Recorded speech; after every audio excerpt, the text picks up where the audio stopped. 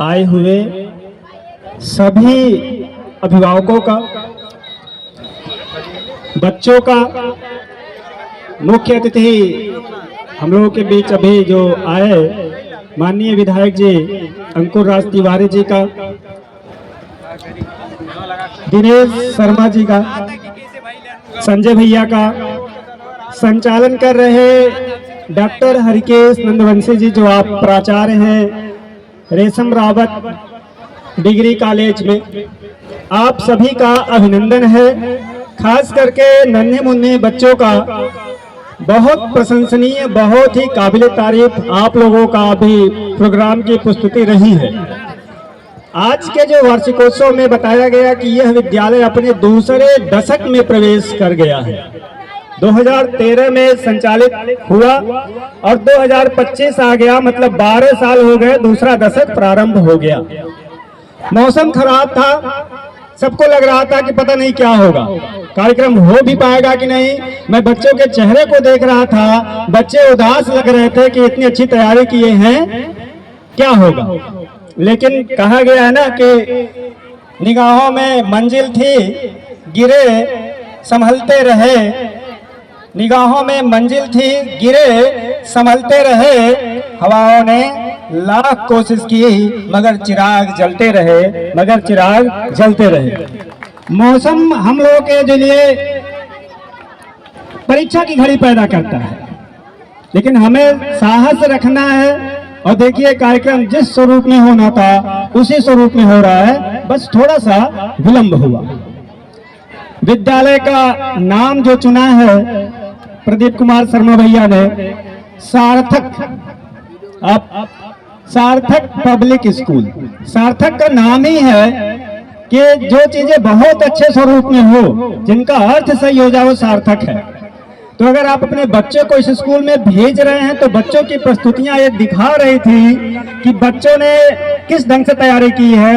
और प्रदीप शर्मा भैया के मार्गदर्शन में हमारे गुरुजनों ने इस विद्यालय के किस तरह से बच्चों को तैयार किए हैं। और ये कार्यक्रम ऐसे होते हैं कि अपने बच्चों की हम प्रस्तुतियां देखते हैं। मैं चाहूंगा कि सारे अभिभावक जो अभी बैठे हैं, स्वयमेव मृगेंद्रता, इसका मतलब है आप अभिभावकों को जानने की जरूरत है कि खुद आप कोई राज्याभिषेक करने नहीं आता जंगल में, शेर खुद जंगल का राजा बनता है। क्यों बनता है? अपनी काबिलियत के बनते, उसके पास ताकत होती है, कोई आके उसको बनाता नहीं है। तो इन बच्चों के अंदर भी वो ताकत आए, ये बच्चे भी जब आगे बढ़ें तो उनको किसी के सहारे की जरूरत ना पड़े। यहाँ जो गुरुजन सिखा रहे हैं, इस सार्थक पब्लिक स्कूल से जो उनको शिक्षा मिल रही है, उस शिक्षा को लेकर आगे जाएं और जिस भी क्षेत्र में जाएं, डॉक्टर बने, इंजीनियर बने, बिजनेसमैन बने, अच्छे किसान बने, चाहे जिस फील्ड में जाएं, अपने आप को हमेशा आगे रखें, ऐसी मेरी शुभकामना है।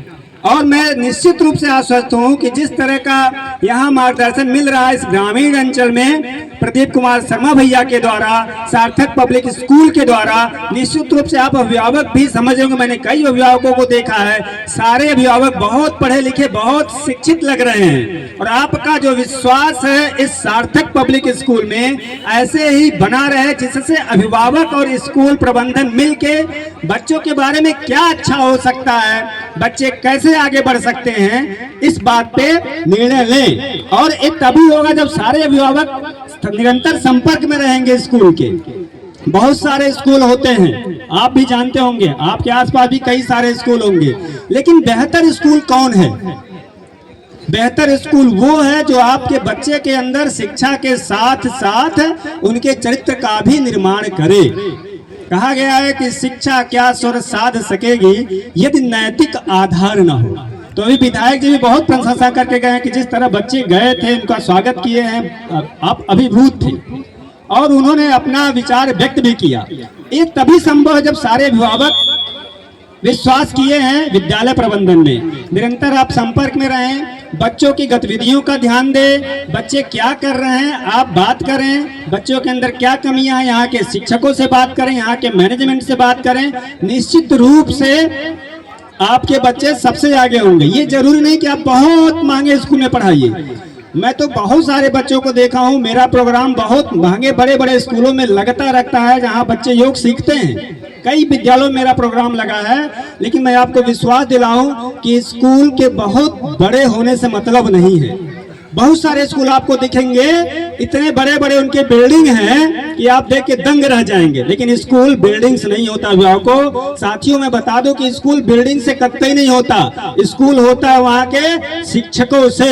आप याद करिए कि पहले की पढ़ाई पेड़ के नीचे हुआ करती थी और इतने बड़े बड़े व्यक्ति हुए। पहले की पढ़ाई पेड़ के नीचे होती थी। आज जमाना बदला है। हम क्या सोचते हैं कि जहाँ की बिल्डिंग अच्छी होगी वहां जाएंगे, जहाँ की बिल्डिंग हो अच्छी होगी वहां जाएंगे। लेकिन यकीन मानिए, जितने बड़े बड़े लोग हुए हैं, जितने बड़े बड़े उद्योगपति हुए हैं, सफल व्यक्ति हुए हैं, वो किसी बड़ी बिल्डिंग वाले स्कूल में नहीं गए हैं। सब लोग छोटे, अधिकतर लोग उसमें से ऐसे छोटे स्कूलों से निकले हैं जहाँ पढ़ाई अच्छी होती थी। तो कतई अपने मन में इस चीज को ना रखे कि मेरा बेटा 4 मंजिला वाले बिल्डिंग में नहीं जा रहा है। पढ़ने वाले बच्चे कहीं से निकल के चले जाते हैं। इसलिए विद्यालय प्रबंधन में भरोसा रखिए, यहाँ के जो शिक्षक हैं उनमें भरोसा रखिए। निश्चित रूप से आपके यही बच्चे बड़े स्कूलों के बच्चों से बहुत आगे जाएंगे। धन्यवाद भैया। तो मैं इसलिए कह रहा हूँ क्योंकि मैं भी शिक्षक हूँ।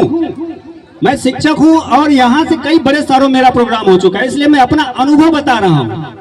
और इन बच्चों से भी कह रहा हूँ कि आप लोग बिल्कुल मत सोचिए कि मैं किसी छोटे स्कूल में जा रहा हूँ।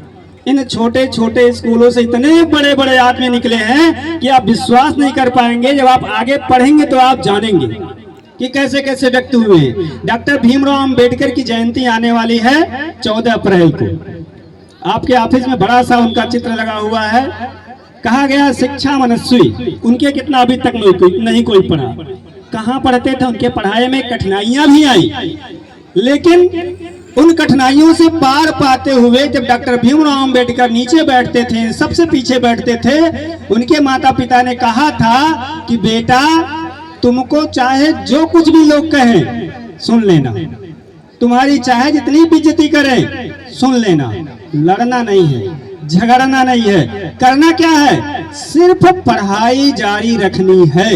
और अगर पढ़ाई जारी रख लिए तो सारी दुनिया तुम्हारे पीछे घूमेगी। और उन्होंने उस बात को माना और आज हम देख रहे हैं कि डॉक्टर भीमराव अंबेडकर जो संविधान निर्माता हैं, सिर्फ भारत देश में ही नहीं पूरी दुनिया में उनके बारे में लोग पढ़ रहे हैं, समझ रहे हैं। इसलिए शिक्षा में ये नहीं सोचना चाहिए कि हम कहाँ जा रहे हैं पढ़ने, हम किससे पढ़ रहे हैं, ये चीज देखना जरूरी है। और मैं मानता हूँ, मेरा पूरा विश्वास है कि प्रदीप भैया के मार्गदर्शन में, उनके मैनेजमेंट में विद्यालय आपके बच्चे को बेहतर से बेहतर शिक्षा प्रदान करेगा।